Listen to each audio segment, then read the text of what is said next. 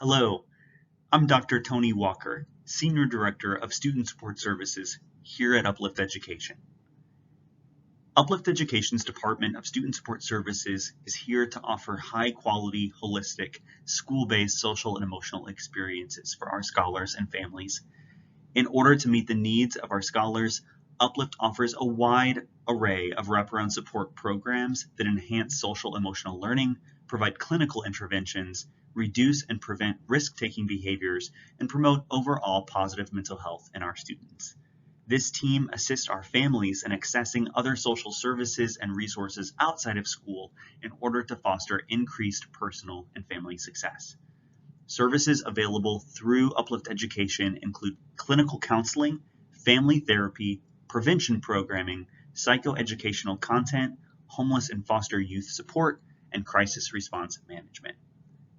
Let me spend the next few moments telling you more about student support services available at Uplift Education.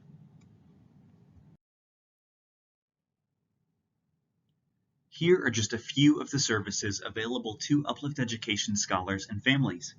Uplift Education is proud to offer one of the largest and most sophisticated school-based mental health programs in the state of Texas, employing a team of more than 45 licensed mental health professionals. This team offers free counseling services to scholars and is also available to provide these services virtually upon request during the COVID-19 pandemic. Coming in the fall of 2020, Uplift Education is launching a new family therapy program that will be available free of charge, both virtually and in person, to all Uplift families. These therapists will travel to a location near you and offer convenient appointment times during both evening and afternoon hours. No insurance is required. Additionally, Uplift Education offers comprehensive prevention programming that will run virtually throughout the school year on various topics, including substance use prevention, suicide prevention, bullying prevention, teen dating violence prevention, sexual health education, etc. Finally, social emotional learning is at the heart of all that we do at Uplift Education, and SEL lessons and experiences are embedded in all schools and all content across the Uplift Education network. We expect that scholars have experienced a variety of emotions during the COVID-19 pandemic and will continue to experience mixed emotions upon their return to school, both virtually and in person.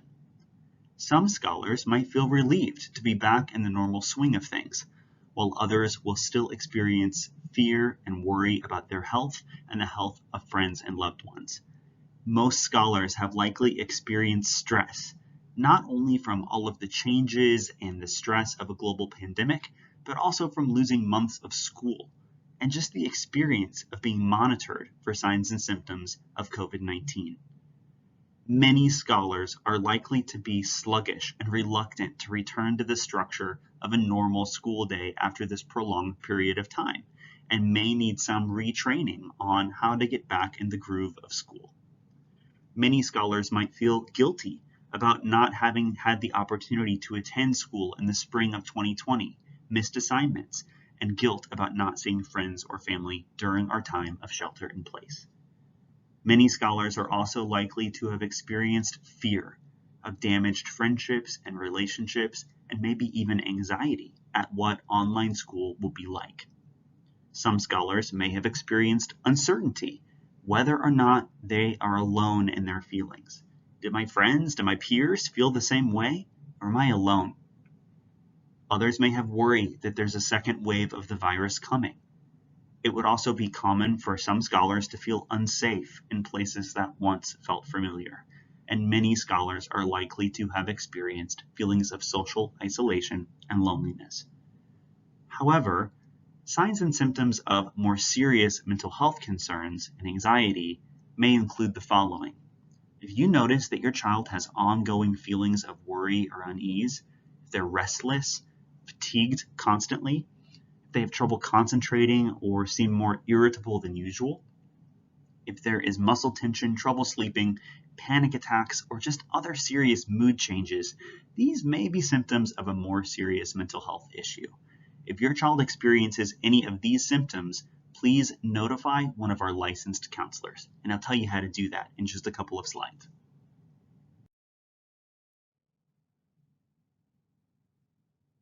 So what can you as a parent do to help?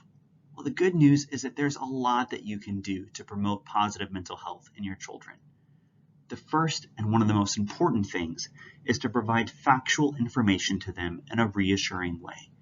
Answer their questions honestly while providing reassurance. It's really important that your kids know they can trust you to tell them the truth about what's going on while also not scaring them. Creating routines can help kids feel more safe. Structure is important. It provides a sense of stability, and spending time practicing routines such as hand washing or social distancing or how to put on a mask can help scholars feel comfortable not only at home, but also when they come back to school. It also creates a sense of trust and a feeling that, things will actually be okay, while also creating a feeling of control over their own environment. It's really important to make space to listen to how your kids are feeling. Make space to ask them this and then respond. Let them know that you take this seriously and that it's okay to talk about feelings. Practice teaching your children coping skills. Talk to them about ways that they can express themselves and regulate their own emotions. It's also okay to tell them about how you, as an adult, have struggled with this and been successful with this. What works for you? Reading, having quiet time, walking, exercising, whatever those things are, practice those skills with your children. Let them learn from you. You can also focus on what's controllable. Children will take comfort and stability in having control over their own environment. So focus them on projects and assignments and routines at home that allow them freedom and choices. This will help provide a sense of stability.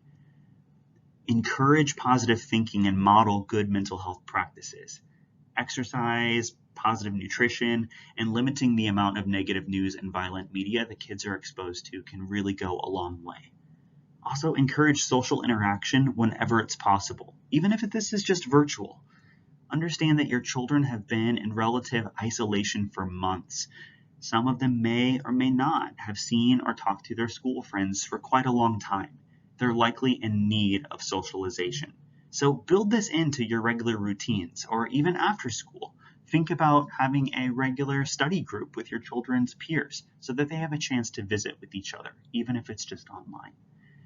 Finally, if you notice concerns or symptoms of a more serious mental health issue, or if you just like your child to talk to a professional, don't forget that we have a large team of licensed mental health professionals on staff.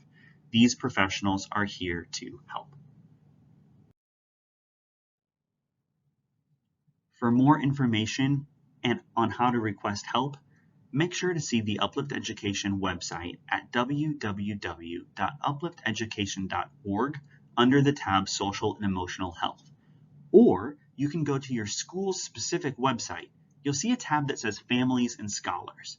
Then you can click on the Student Support button, as shown here. There you can find helpful links and resources, as well as the contact information for your school's social behavioral counselor. You can also submit anonymous tips to school leaders for anything that you think that they should know. So that's it. Thank you so much for your attention. Remember, the Student Support Services team is here to help you. So thanks so much for your time.